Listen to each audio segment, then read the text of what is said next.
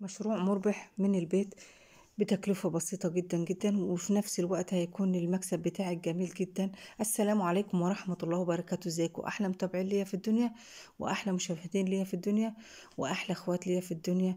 اللهم صل وسلم وبارك على محمد وعلى اله وصحبه الطيبين.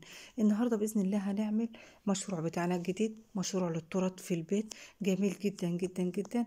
التكلفة اللي انت هتكلفيها ان شاء الله ان شاء الله ربنا هيرزقك بضعفها باذن الله. معانا التورتيه بتاعتنا الجميله ديت، هنزل لكم الفيديو بتاع عمل التورته بالدقيق العادي، هتكون جميله جدا معاك بعد ما قطعناها زي ما حضراتكم شايفين. انا هعمل التورتيه بتاعتنا النهارده دورين اتنين، اللي تنفع لخطوبه، اللي تنفع لمناسبه حلوه.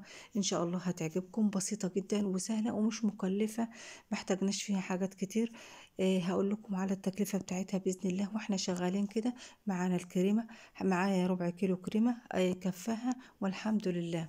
تمام. الربع كيلو كريمة أنا جايباها ب62 جنيه. تمام. طبعا معانا 8 بيضات ب40 جنيه. التكلفة كلها مش هتساوي التلت، يعني النص اللي انت هتبيعي بيه. تمام.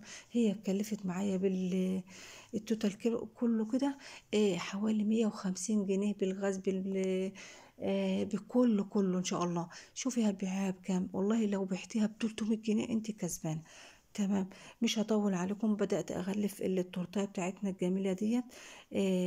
شايفين ما شاء الله أنا عملتها على صينيتين اتنين، صينية مقاس 20، والصينية التانية مقاس 15، عشان تبقى واحدة فوق واحدة كده دورين زي ما حضراتكم شايفين في أول الفيديو.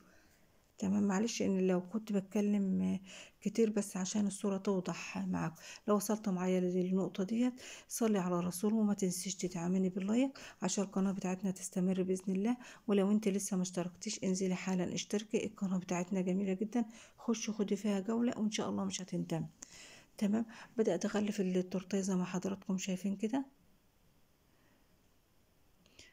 تمام. حتى لو انت ما عندكيش ادوات، ممكن باي الادوات باقل الامكانيات هتطلع جميله جدا معاكي. شوفوا مش هضحك عليكي، لا البطايق القديمه الحاجات دي بتسوي جميله جدا. لا، كان عندي الادوات والله سبتها وعملت زي ما حضراتكم شايفين كارت خالص بتاع فرح اهوت، خلاها ملسه وجميله جدا جدا.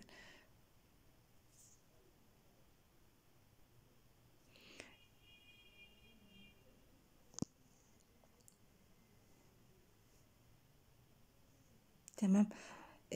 هعمل بقى التورتيه التانية بنفس الطريقة، اغلفها بنفس الطريقة، وبدأت رفعتها كده وهثبتها طبعا بالشيش طاووق اللي هو العيدان ديت.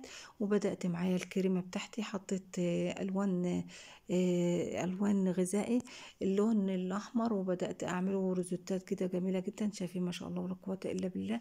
يعني ما خدتش معانا ما كلفناهاش التكليف العالي، بس في نفس الوقت طلعت معانا جميلة جدا زي ما حضراتكم شايفين كده.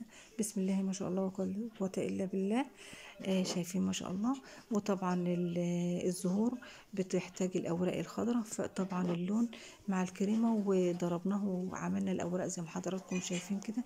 شايفين ما شاء الله ولا قوة إلا بالله. والشوكولاتة دوبناها وعملت النص بتاع الشوكولاتة زي ما حضراتكم شايفين. والله بسيطة ورقيقة وجميلة جدا جدا وعجبتهم جدا جدا جدا.